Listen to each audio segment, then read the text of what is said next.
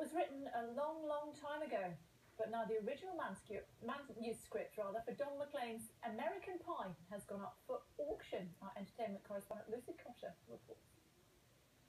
A long, long time ago, I can still remember. It's one of the most dissected and argued over songs in pop history. Everyone has a theory about what's going on, and up till now, Don McLean has said virtually nothing to help.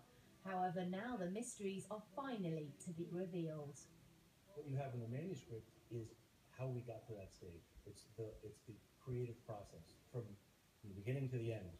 You see great moments of inspiration. You see him attempting things that then didn't work out, or the direction that he was going in that he then didn't want to follow. So bye bye, Miss American Pie. Drove my Chevy to the levee, but the levee was dry. American Pie was released in 1971, and for an entire generation it became their anthem. They learnt all the lines to the 8-minute rock and roll American Dream, and since then millions have debated its cryptic lyrics.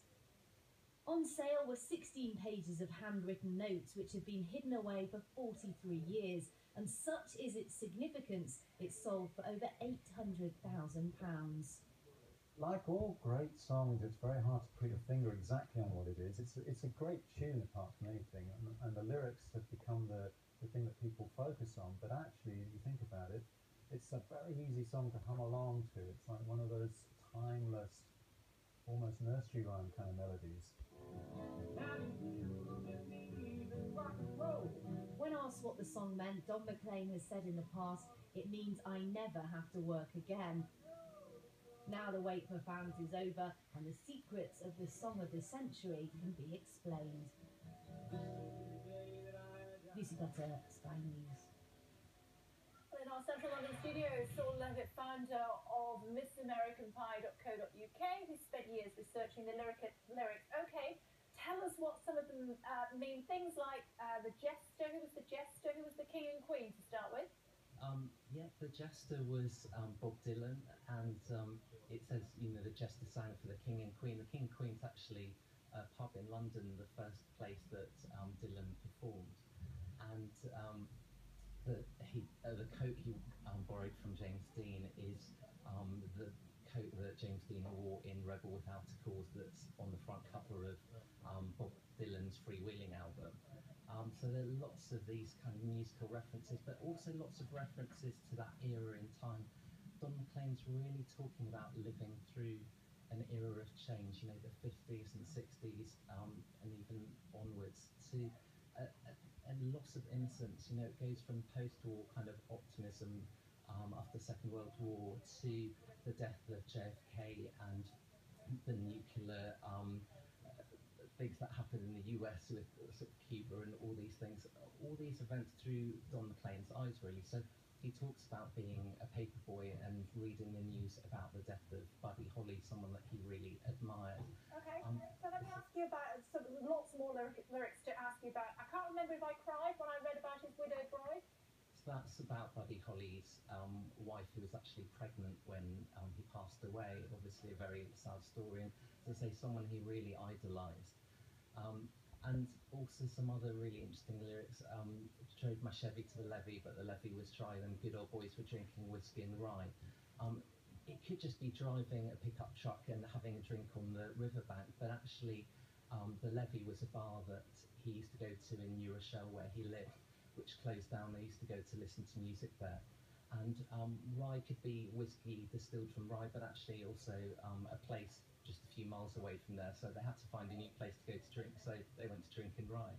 Now the halftime air was Sweet Perfume, while Sergeants played a marching tune. That's got to be the Beatles, isn't it? Absolutely. Sweet Perfume, I think it's fair to say, was the drugs of that era.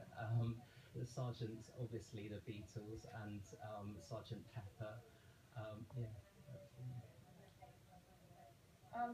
$1.2 million. Apparently when Don McLean was asked what the lyrics meant to him, he said that he never has to work ever again. That's right, but funnily enough, he's still performing. I saw him a number of years ago on stage, actually met him backstage and talked to him a bit about it. But I think he'll carry on performing, because I think he really loves doing that. I think This that line, do you recall what was revealed the day the music died? Apparently that's the most ambiguous line of all, I'm told.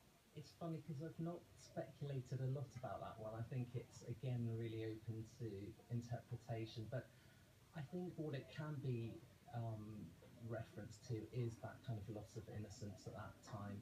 As I say, you go through this quite strong period in time and with JFK and that optimism to his death and race riots and all these things. So I think, and also what was happening in the music industry as well, becoming more commercial in those areas. So I think that's some of the revelation, but I think it's also up to everyone to really see what they think it really means. Fascinating, absolutely fascinating. I'd like to ask you about each and every line, but I can't, we're almost out of time. So what about the man there said the music wouldn't play? I almost sang it then, but I can't carry a tune in a bucket, so I didn't. The man there said the music wouldn't play. What's that about? I think that's about a venue that was, I think it was in LA if I remember rightly, that closed down. But I think also lots of music venues closing down, listening booths at record stores not being around anymore. So that kind of change in how music was consumed really. Fascinating, absolutely fascinating. Those lyrics, 16 pages of the original manuscript sold for $1.2 million this afternoon. Saul Levitt there just giving us an insight into what some of those lyrics meant. You may feel that they mean something different. That's the beauty, isn't it, of song lyrics. Let us know what you think. Musicsky.com 845.